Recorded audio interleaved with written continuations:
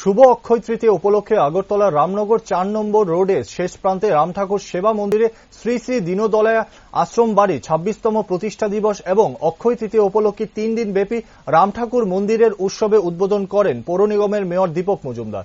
দীপক মজুমদার বলেন, আজ থেকে ২৬ বছর আগে কয়েকজন তরুণের উদ্যোগে এই রাম ঠাকুর সেবা মন্দিরের সূচনা হয়েছিল, তাই আজ কলেবরে অনেক বৃদ্ধি হয়েছে।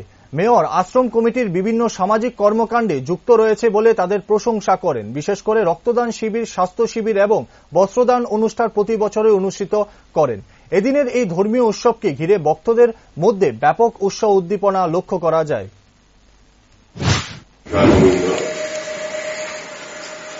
রামনগর ৪ নম্বর তার শেষ প্রান্তে রাম ঠাকুর সেবা মন্দির ২৬তম প্রতিষ্ঠা দিবস উপলক্ষে ৩ দিনব্যাপী অনেক যে অনুষ্ঠান আজকে মামলিক অনুষ্ঠানের মধ্যে শুরু হয়েছে। অক্ষতিটাকে সামনে রেখে আজকে থেকে ৩ দিন থেকে অনুষ্ঠান করবে, নাম কীর্তন হবে।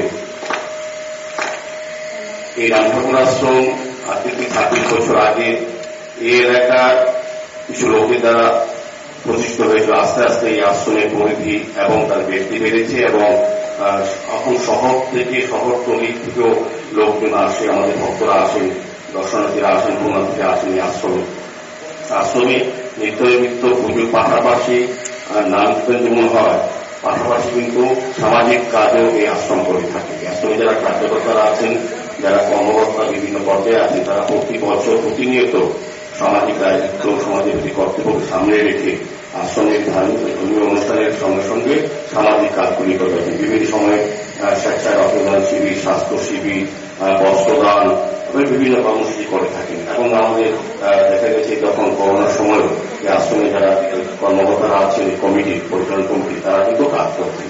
আজকে এখানে আমাদের মধ্যে আশ্রম কমিটির যে